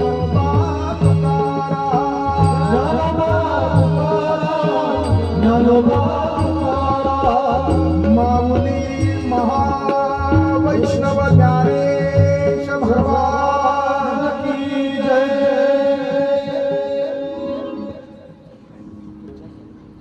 ज्ञानोबारांनी ताटी उघडलेली आहे. फार प्रतिकूल जीवन त्या ठिकाणी या चारही भावंडांचं आहे बरं. पाणी पिण्यासाठी नारळाची करोटी आहे. अंगामधले जे कपडे आहे ते फाटलेले आहे. झोपण्यासाठी लाकडाची फळी आहे. पाणी साठवण्यासाठी दुधी भोपळा. खर्च करण्यासाठी जवळ कवडी नाही. हातात नरोटी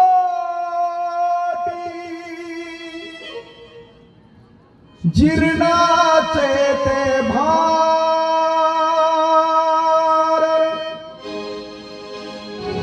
नेसाया फटकुरी जन्मा गेला.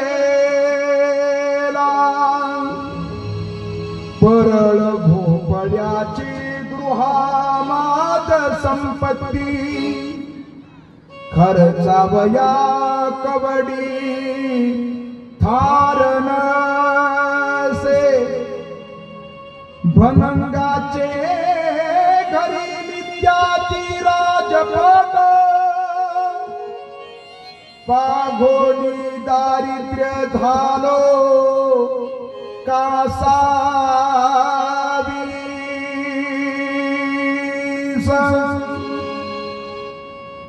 आज ज्ञानोबा तुकोबांचं नाव घेतलं.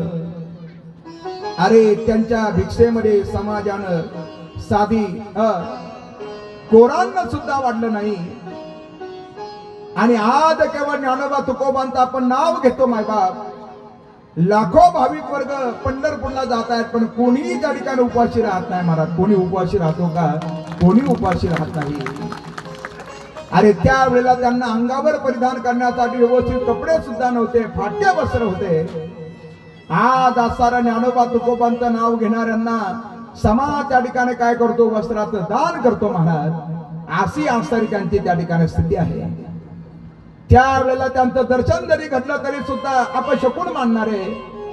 अरे त्यांची सावली जरी पडली तरी सुद्धा गंगेमध्ये जाऊन स्नान करणारा समाज होता. त्या ज्ञानोबा तुकोबांच्या दर्शनासाठी जात असताना आपल्याला गंगेचं स्नान करून जावं लागतं. हे त्यांचं असणारा त्या ठिकाणी महिमान आहे महाराज. असे असतात त्या ठिकाणी संत. एवढी प्रतिकूल परिस्थिती आणि एक दिवसाचा प्रसंग असा घडला. दिवाळ सण होता. सर्वत्र पक्वान्नाचा घमघमाट येत होता. आणि अशा पक्वान्नाचा घमघमाट असताना सोपान काका इंद्राणीच्या तीरावरती जाऊन बसले होते. सगळ्या ब्रह्मवृंदांच्या मुलांनी नवीन नवीन कपडे परिधान केले होते. ऐका. आणि अशा इंद्राणीच्या तीरावर बसलेला सोपाना प्रत्येकाकडे असा बारकाईनं पाहत होता. डोळ्यामध्ये थोडेसे अश्रू सोपान काकांच्या दाटले होते मायबाप. आणि असे अश्रू दाटलेले असताना ज्ञानोबाराय तेथून भिक्षाटन करून जात असताना ज्ञानोबारांची नजर सोपानावरती पडली. असा हनुवटीला हात लावला होता. डोळ्यामध्ये अश्रुबिंदू सोपान काकांच्या साचले होते. आणि इतक्यामध्ये ज्ञानोबाराय सोपान काकांच्या जवळ गेले. सोपाना काय झालं तुला?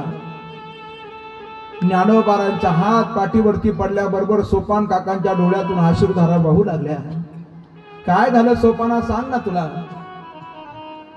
सोपान काका म्हणले, काय नाही दादा, पाहिलं का सगळ्या अलंकापुरीमध्ये पक्वान्नाचा घमघमाट आहे, दिवाळ सण आहे, आणि या सगळ्या ब्रह्मवृद्धांच्या मुलांनी नवीन नवीन कपडे घातलेले आहे.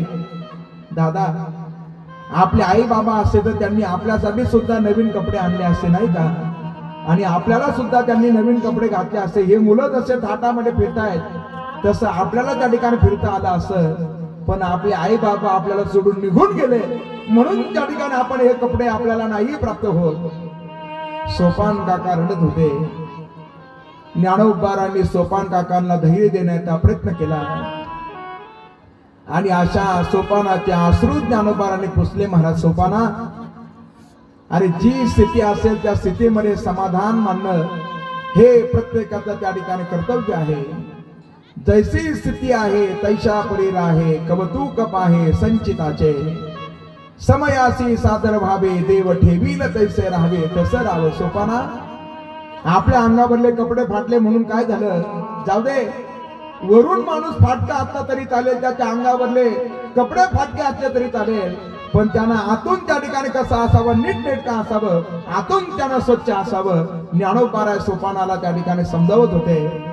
आणि अशा सोपानाला ज्ञानोबारांनी आता उचलून घेतलं आणि सिद्ध बेटाच्या दिशेने गेले. महाराज, कडिये वागवुनी भार खांदी, किंवा त्या ठिकाणी केव्हा केव्हा हे संत भागली आमद वाहातील कडी, त्यांची येणे जोडे सर्व सुख, असे आपल्याला प्रमाण पाहायला भेटत आहे. सोपानाला शांत केलं महाराज. दिवाळच निघून गेला होता. पाहता पाहता पाहता पाहता पाहता आता हिवाळा संपत आला होता. जानेवारी महिना त्या ठिकाणी उगवला होता, आणि जानेवारी महिन्यातील मकर संक्रांतीचा दिवस त्या ठिकाणी आला, मकर संक्रांत. आणि अशा मकर संक्रांतीच्या वेळेला ज्ञानोबारा भिक्षाटनासाठी गेले,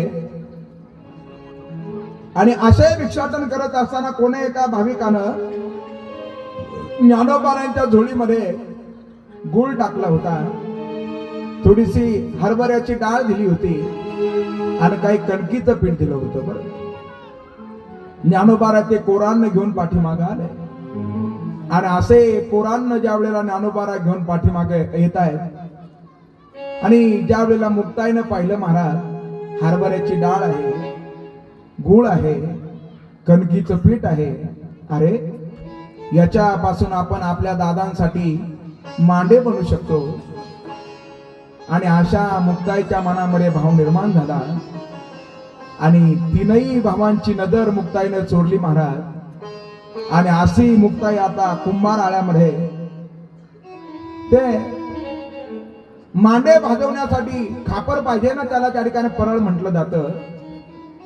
ती मुक्ताई आता ते परळ आणण्यासाठी निघाली महाराज. कोण मला देईल, कोण मला देईल, खापर मला कोण देईल. आणि अशा कुंभार आळ्याच्या दिशेला त्या ठिकाणी आता मुक्ताई निघालेली आहे. मनामध्ये फक्त एकच भाव होता की मी खापर घेऊन येईल आणि तीनही भावंडांसाठी मांडे तयार करेल. त्यावेळेला माझे तीनही भाऊ माझ्यावरती प्रसन्न होतील. आणि अशा कुंभार काकींजवळ आता मुक्ताई जाऊन उपस्थित झाली महाराज, आणि दोन हात मुक्ताईनं जोडले. काकू, जरा मला तुम्ही खापर दिलं तर बरं होईल.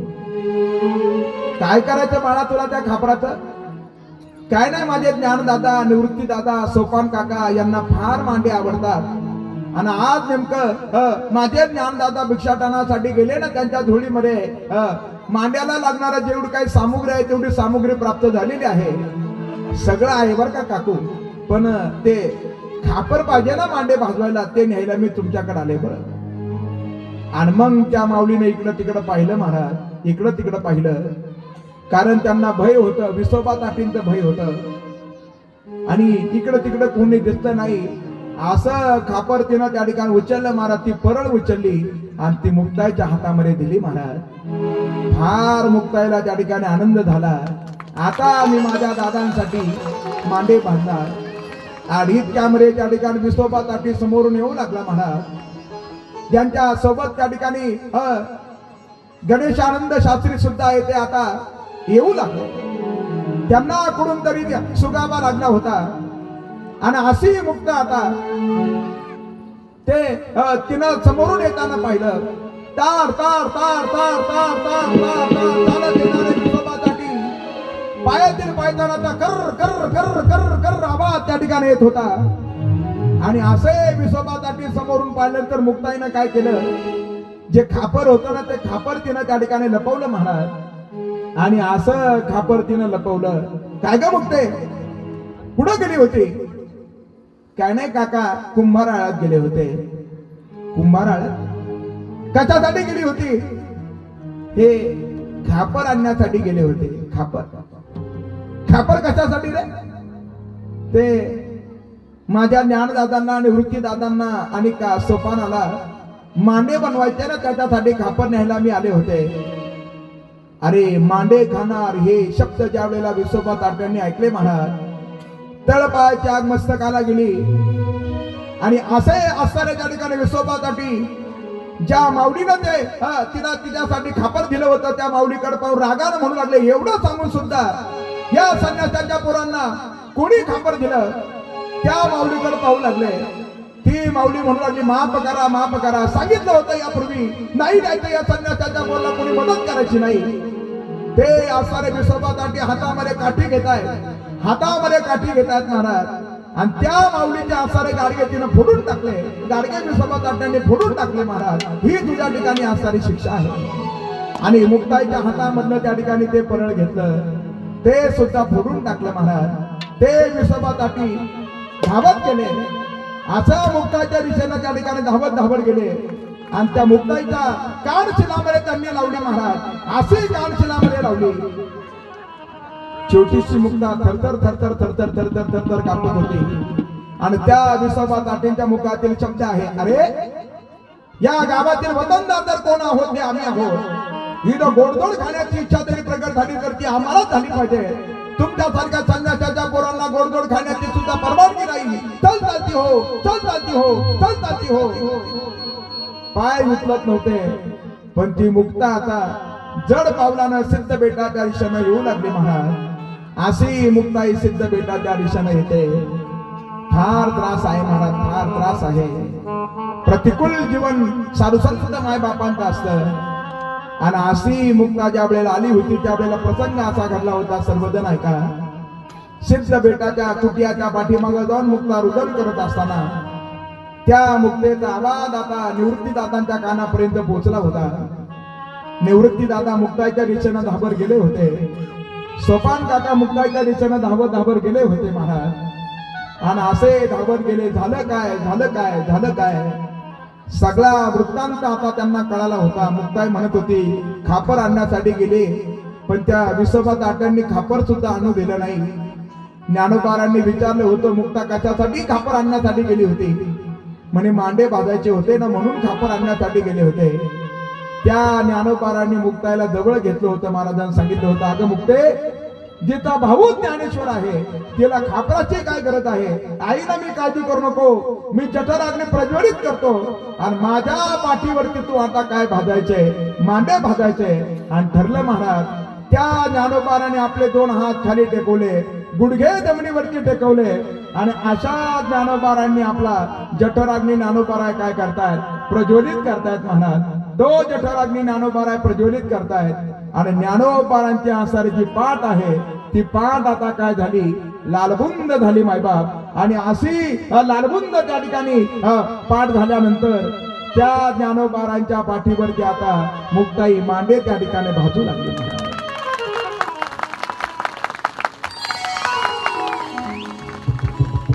ज्ञानोबारांनी जठराग्नी प्रज्वलित केलेला आहे. भाजियेले मांडे ज्ञानदेव तुषे ओ भाजियेले मांडे ज्ञानदेव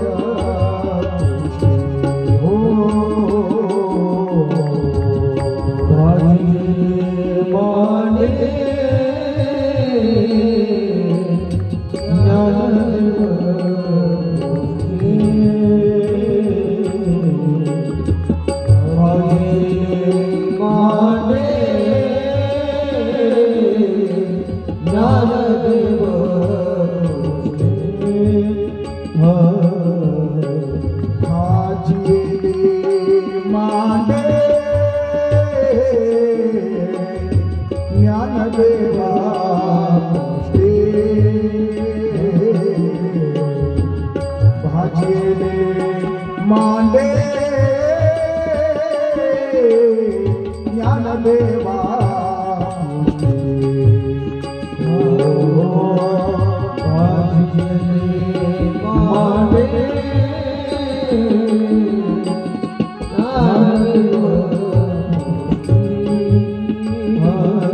ज्ञानोपाराने योग धारणेच्या माध्यमातून जठराने प्रज्वलित केला आहे. मग योग धारणा करुणी ज्ञानदेवे पेटविला पंचाग्नी ज्वाला निगती मुखातूनी आरत नयन दिसताती जमुना दत्त सुवर्ण कैसा पाठ आरत वर्ण भाजिले माने ज्ञानदेव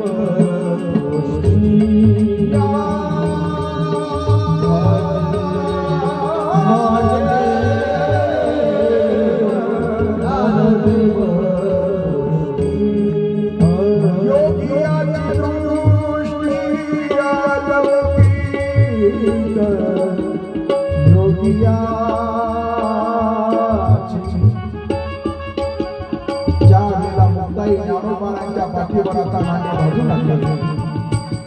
ज्ञानोबारांनी आपली पाठ आता तप्त केलेली आहे. शेवटी श्री मुक्ता ज्ञानोबारांच्या पाठीवरती मांडे भाजू लागले.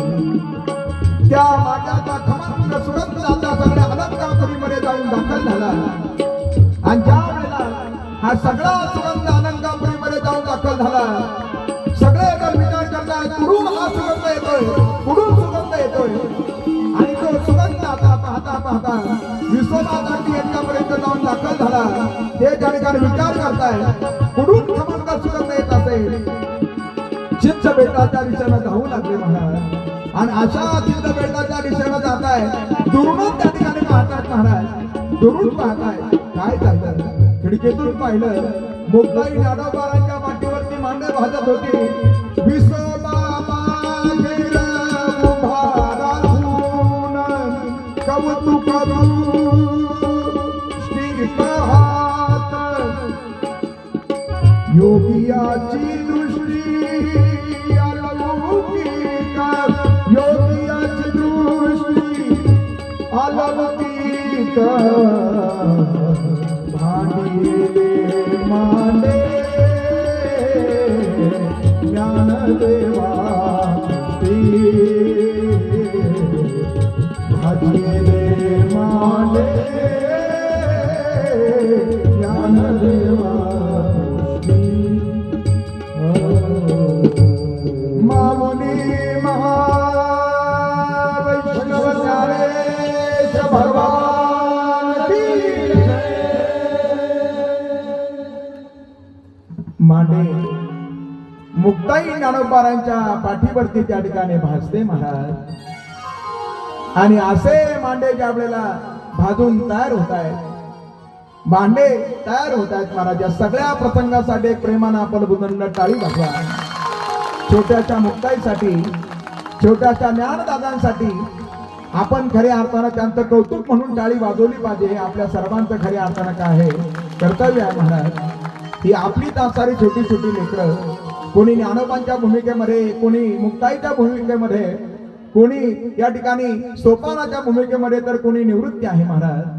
आणि असे ज्ञानोबारांनी त्या ठिकाणी ज्या वेळेला जठराग्नी प्रज्वलित केला आणि मुक्ताईने त्यांच्या पाठीवरती मांडे भाजले.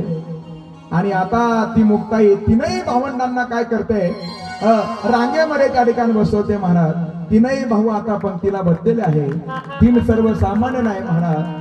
तिन्ही देव जैसे परब्रह्मीचे ठसे, जगी प्रगटले सूर्य जैसे, ते हे ज्ञानेश्वर निवृत्ती सोपान. असं ज्यांचं वर्णन आहे. आणि त्यांच्या समोर आता मुक्ताईनं काय केलं, ते पात्र ठेवलेलं आहे महाराज. आणि एक एक घास मुक्ता घेते आणि प्रत्येकाच्या मुखामध्ये घालते. बरं, घास घेतला, ज्ञानदादांच्या मुखामध्ये घालते. बहीण भावाचे अतूट प्रेम आहे महाराज. बहीण भावाचं अतूट प्रेम आहे. बरं, हे ज्ञानोबाराय मुक्ताईला आपल्या पाठीवरती खेळवत होते ना, तीच मुक्ता आता सर्वांच्या मुखामध्ये एक एक घास घालते. आणि ज्या वेळेला तीनही भावांच्या मुखामध्ये घास घातला आणि मग ज्ञानोबाने मुक्ताईला जवळ बोलावलं, मुक्ता जवळ ये. आणि अशा मुक्ताईला जवळ घेतलं आणि ज्ञानोबारा म्हणतात, अगं मुक्ते, फार सुंदर तू मांडे बनवले, घे ना. आणि हे सर्व जण तिच्या मुखामध्ये काय घालतायत, घास घालतायत महाराज. मुक्ता सर्वांचा काय करते, स्वीकार करते. बहीण भावाचा असणाऱ्या प्रेमाचं हे असणारं प्रतीक आहे मायबाप. बहीण आपल्या भावावरती फार प्रेम करत असते महाराज, किती प्रेम करत असते. बहीण छोटी असू द्या, भाऊ मोठा असू द्या. आणि आई ज्या वेळेला खाऊचे वाटे तयार करते आणि त्यावेळेला त्या मुलीला आई म्हणते उचल वाटा, ती वाटा अगोदर उचलत नाही महाराज. तिला माहिती असतं कारण जो वाटा मी उचलेल तो जर माझ्या दादाला जर आवडला तर माझा दादा नाराज होईल ना, म्हणून ती भावाच्या नंतर वाटा उचलते महाराज. अशी बहीण असते. आणि अशी असणारे त्या ठिकाणी ही छोटीशी मुक्ता सर्वांना त्या ठिकाणी भरवते. सर्वांना असणाऱ्या त्या ठिकाणी यथेच्छ भरवलं महाराज. मांडे बनवले होते आणि विसोबासाठी त्या ठिकाणी पाहत होते महाराज. सर्व दृश्य त्या ठिकाणी पाहत होते. अरे काय यांच्यामध्ये त्या ठिकाणी सामर्थ्य आहे, काय सामर्थ्य आहे. अरे पाठीवरती मांडे भाजवले, मी त्यांना खापर आणण्यासाठी प्रतिबंध निर्माण केला. अरे ज्ञानोबाने तर एक दिव्य लीला करून दाखवली, पाठीवरती मांडे भाजवले आणि त्याचा एवढा खमंग सुगंध येत होता, वाटत होता ते आपल्याला प्राप्त व्हावे. मुक्ताईनं काय केलं, त्या मुक्ताईनं काय केलं, सर्वच्या सर्व पात्र त्या ठिकाणी उचलले महाराज. सर्व पात्र उचलले. मुक्ताई त्या ठिकाणी ते पात्र उचलते, असे पात्र उचलते आणि पात्र त्या ठिकाणी असे दूर ठेवले महाराज. असे मुक्ताईनं पात्र दूर ठेवले आणि ज्या वेळेला ते पात्र दूर ठेवले, विसोबासाठी त्या ठिकाणी पुढे आले महाराज. आणि असं जे उर्वरित होतं ना त्याच्यावरचं उच्चिष्ट खाण्यासाठी विसोबासाठी पुढे येत आहेत आणि ते विसोबासाठी पुढे आले. आणि असे विसोबासाठी पुढे आले ज्या पात्रावरती काही त्या प्रसाराचा भाग शिल्लक होता ते उचलत होते, विसोबासाठी उचलत होते महाराज. आणि एक एक घास आता त्या ठिकाणी विसोबासाठी खाऊ लागले. आणि ज्या वेळेला पाहिलं, ज्ञानोबारांनी पाहिलं महाराज, ज्ञानोबारा म्हणले हट खेचरा. आणि मग त्यांचं नाव त्या ठिकाणी विसोबा खेचर पडलं महाराज. त्यांचं नाव खेचर पडलं. छोटीशी मुक्ताई त्या ठिकाणी उठली महाराज. छोटीशी मुक्ताई उठली. छोटीशी मुक्ताई उठली ती म्हणली असं लपून का खाता, मी माझ्या हाताने तुम्हाला भरवते महाराज. आणि ती मुक्ता विसोबा ताटींना सुद्धा भरू लागली, गणेश शास्त्रींना सुद्धा त्या ठिकाणी भरू लागली महाराज. अरे ज्यांनी प्रतिकार केला, ज्यांनी अपकार केला, त्यांच्यावर सुद्धा उपकार करणारं पात्र म्हणजे संतांचं आहे. असे असतात त्या ठिकाणी संत. या ज्ञानोबारांच्या जीवनातील असणाऱ्या अनेक दिव्य दिव्य त्या ठिकाणी लीला आहे महाराज. या छोट्या छोट्या लेकरांनी फार सुंदर भूमिका सादर केली, म्हणून त्यांच्यासाठी ती छोटस लेकरू बक्षीस देणार आहे महाराज. येऊ द्या आता मला.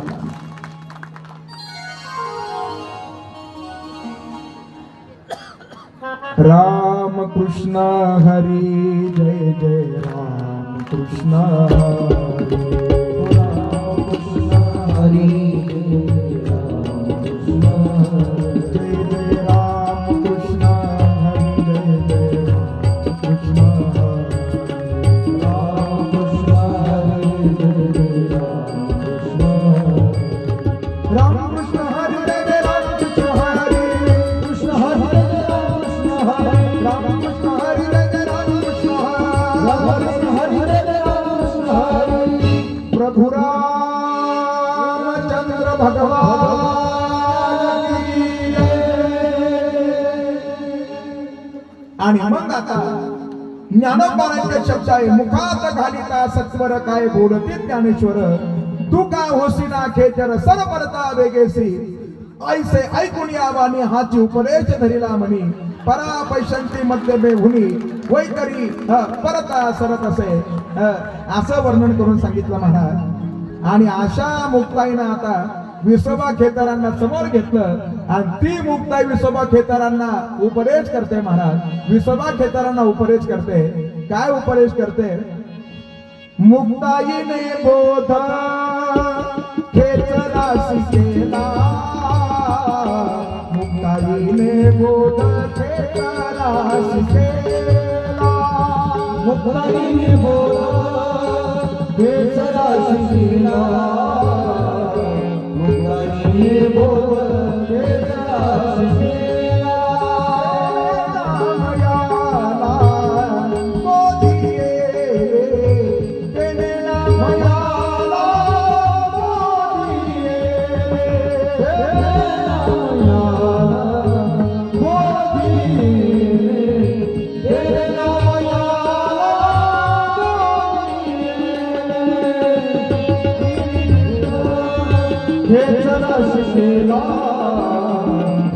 मुक्ताईने बोल केशवा सुशीला मुक्ताईने बोल केशवा सुशीला मुक्ताईने बोल केशवा सुशीला मुक्ताईने बोल केशवा सुशीला तेरे नाम याला बोले तेरे नाम याला बोले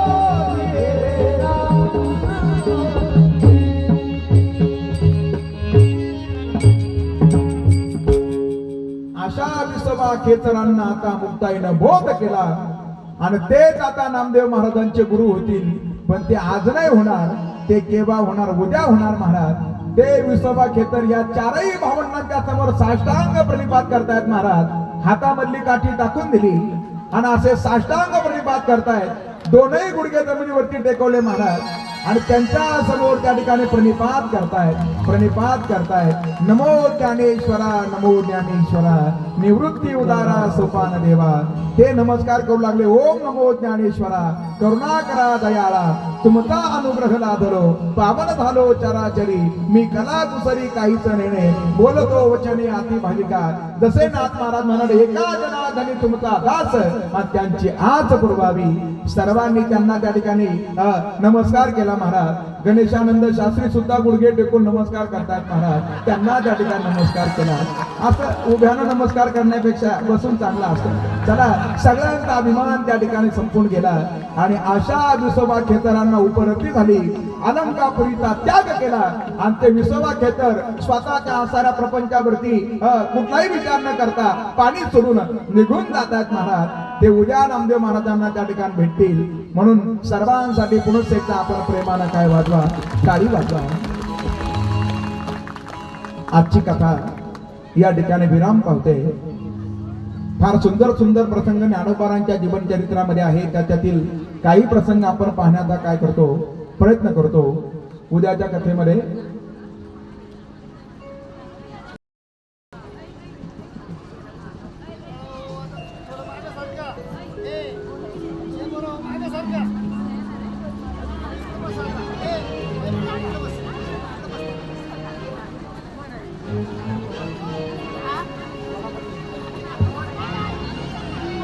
हे ज्ञानोबार आहे. ज्ञानेश्वर म्हणजे ज्ञानाचा असणारा त्या ठिकाणी ईश्वर आहे. आणि यांनी सर्वांचं त्या ठिकाणी काय केलं, स्तवन केलं महाराज. ह्या ज्ञानोबारांनी अमृत अनुभवामध्ये त्या ठिकाणी पहिलं जे स्तवन त्या ठिकाणी केलेलं आहे आपण सर्वांनी ऐकलं. आयसी निरूपाधिके जगाचे जे जनिके, ते वंदिली मिया मुळिके देवो देवी, जी प्रियची प्राणेश्वरी, उलते आवडीचे सरोभरी, चारुस्थळी एका हरी एकांगाची. ज्ञानोबारांनी सुद्धा त्या भगवतीचं स्तवन केलं महाराज. भगवती फार महत्वाची आहे. तिला त्या ठिकाणी शक्ती म्हटलं जातं. ऐकताना सर्वजण शक्ती कळते ना तुम्हाला? शक्ती इथं बसून मला बोलण्यासाठी काय लागते? शक्ती लागते. तुम्हाला ऐकण्यासाठी कानामध्ये सुद्धा काय लागते? शक्ती लागते महाराज. तिला त्या ठिकाणी काय म्हटलं जातं? प्रकृती म्हटलं जातं. माणूस आजारी पडला का तो म्हणतो जरा प्रकृती माझी खालवली महाराज, असं म्हणतो. ती नासारी प्रकृती आहे, ती नासारी शक्ती आहे. अरे ज्ञानोबारांनी तिथं स्तवन केलं महाराज. अनेक ज्ञानोबारांच्या आपल्याला अभंग गवळणी पाहता येतील, ज्याच्यामध्ये त्या भगवतीचं काय केलं, स्तवन केलं. प्रत्यक्षामध्ये त्या भगवतीचं चिंतन उद्या ज्यांचं प्राकट्य होणार आहे ते म्हणजे छत्रपती शिवाजी महाराज. त्यांनी सुद्धा त्या भगवतीचं काय केलं, चिंतन त्या ठिकाणी केलं महाराज. अशा भगवतीचं पवित्र अशा मंडपामध्ये या ठिकाणी काय होतंय, आगमन होतंय महाराज. ज्या आपल्या जवळ त्या ठिकाणी आहे महाराज, शिवाई आहे ना, वरती गडावरती त्या ठिकाणी शिवाई आहे, जिची आराधना जिजाऊ मातेने केली महाराज. आणि तिच्याच कृपेने त्या ठिकाणी आता धर्मरक्षक मुलगा जन्माला आला. अरे ज्या वेळेला जिजाऊ मातेला समजलं महाराज, घना घना मूर्ती तोडल्या, तुळजा पंढरपुरी, तुळजा पंढरपुरी.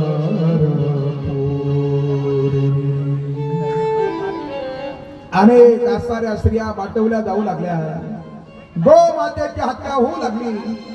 मंदिराच्या ठिकाणी उद्ध्वस्त होऊ लागले महाराज. हिंदूंच्या आसारा धार्मिक स्थळावरती आक्रमण होऊ लागले आणि मग त्यावेळेला जिजाऊ आई साहेबांनी तिला साथ घातली महाराज. ती दुसरी तिसरी कोणी नाही, तीच आसारी भगवती आहे. आणि अशा भगवतीला जिजाऊ आई साहेब म्हणत होत्या, दारू घडवय दारू घड, दारू घडवय दारू घड, दारू घडवय दारू घड, दारू घडवय दारू घड, दारू घडवय दारू घड, दारू घडवय दारू घड, दारू घडवय दारू.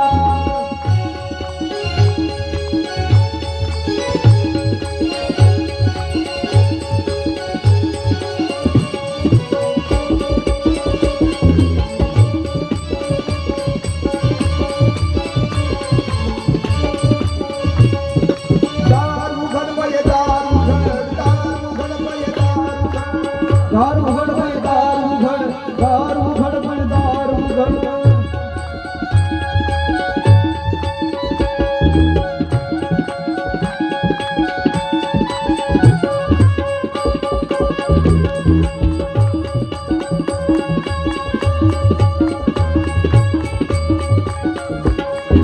कोल्हापूर निवासी दारू घड, कोल्हापूर निवासी दारू घड, कोल्हापूर निवासी दारू घड, कोल्हापूर निवासी दारू घड, दारू घडवय दारू घड, दारू घडवय दारू घडवय दारू घड, दारू घडवय दारू घडवय दारू घड, दारू घडवय दारू घडवय दारू घड, दारू घडवय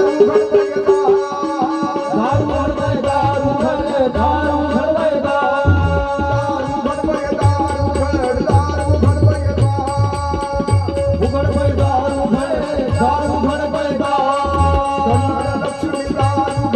कन्नड लक्ष्मी दारू घड, लक्ष्मी दारू घड, कन्नड लक्ष्मी दारू घड, पाताळ लक्ष्मी दारू घड, पाताळ लक्ष्मी दारू घड, पाताळ लक्ष्मी दारू घड, पाताळ लक्ष्मी दारू घड, कोल्हापूर लक्ष्मी दारू घड, माहूर लक्ष्मी दारू घड, कोल्हापूर लक्ष्मी दारू घड, माहूर लक्ष्मी दारू घड, अष्टभुजा लक्ष्मी दारू घड, पंढरपूर निवासी दारू घड, अष्टभुजा लक्ष्मी दारू घड, पंढरपूर निवासी दारू घड, दारू घडवय दारू घड, दारू घडवय दारू घडवय दारू घड, दारू घडवय दारू घडवय दारू घड, दारू घडवय दारू. परिणाम असा झाला, प्रत्यक्षामध्ये ती भगवती प्रकट झाली महाराज. कशी प्रकट झाली? हा अनादि निर्गुण निर्गुण प्रकटली भवानी, निर्गुण निर्गुण प्रकटली भवानी. मोह महिषासुर मर्दाना लागुनी, मोह महिषासुर मर्दाना लागुनी. विविध तापाची करवया झाडणी, विविध तापाची करवया झाडणी. भक्त लागे तू पावसी निर्वाणी, भक्त लागे तू पावसी निर्वाणी, भक्त लागे तू पावसी निर्वाणी. ऐसा जोगवा जोगवा भेद, ऐसा जोगवा जोगवा भेद, जोगवा जोगवा भेद, जोगवा जोगवा भेद, ऐसा जोगवा जोगवा भेद, जोगवा जोगवा भेद. आणि अशी भगवती जी प्रकट झाली, भक्तांसाठी प्रकट झाली मायबाप.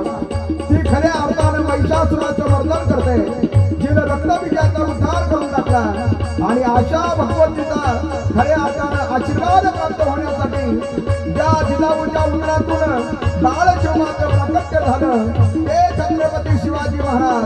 त्यांच्या कुस्तीमध्ये, त्या कुस्तीमध्ये छत्रपती शिवाजी महाराजांचं प्राकट्य झालं. त्या पवित्र पावन कुस्तीमध्ये जिजाऊ आई साहेबांनी स्वराज्याचं स्वप्न त्या ठिकाणी पाहिलं महाराज. अशीच ही पवित्र असणारी शिवनेरीची कुस्ती, आणि तिथं छत्रपती शिवाजी महाराजांचं प्राकट्य झालं. आणि सर्वजण म्हणू लागले, बरं सह्याद्रीवर शिव जन्मला राजा छत्रपती, राजा राजा छत्रपती नामचे दैवत छत्रपती शिवाचे मावळे आम्हाला काय कुणाची भीती. राजा छत्रपती नावाचे दैवत छत्रपती सिंहाचे मावळे आम्हाला काय कुणाची भीती. जय शिवाजी जय शिवाजी जय शिवाजी जय शिवाजी. सह्याद्रीवर शिव जन्मला राजा छत्रपती सह्याद्रीवर सिंह जन्मला राजा छत्रपती. अरे शिवाचे मावळे आम्हाला काय कुणाची भीती. शिवाचे मावळे आम्हाला काय कुणाची भीती. हो दैवत छत्रपती नावाचे दैवत छत्रपती दैवत छत्रपती नावाचे दैवत छत्रपती. जय शिवाजी जय भवानी जय शिवाजी जय भवानी जय जय शिवाजी जय भवानी जय शिवाजी जय भवानी. जय हो.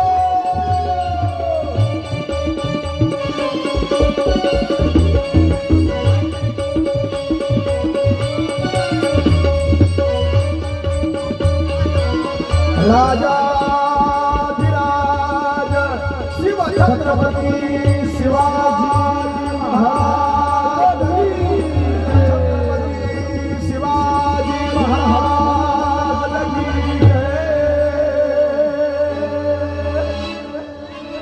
असा राजा या शिवनेरी गडावरती त्या ठिकाणी प्रगट झाला. सरळ सरळ जर नाव वाचलं तर त्या ठिकाणी शिवाजी आहे. सरळ जर वाचलं तर नाव त्या ठिकाणी शिवाजी.